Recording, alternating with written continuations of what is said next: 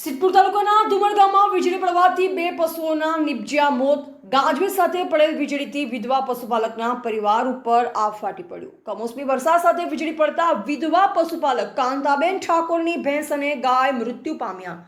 ગરીબ પરિવાર માટે આજીવિકાનો મુખ્ય આધાર હતો પશુપાલન. દૂધ વેચી ચાલતું હતું પરિવારનું ગુજરાન.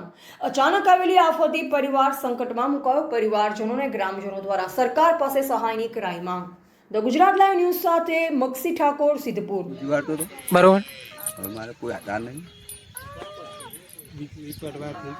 બોલો. મારે કોઈ હાલ સહાય નહીં. જીવન આટલો લોકો જીવતો હતો, હાલ મારો કોઈ આધાર નહીં. મારા છોકરો છે ને મારા મોટો કરો આ હવે આ ઢોરો તો તમે મળી જઈએ કે મારે તો દૂધ જાતું ડેરી તો હું તો છોકરો જ છે ને મોટો કરો ઢોરો પર તો હું ચલાવતી બધી તો બધું ભગવાન નહીં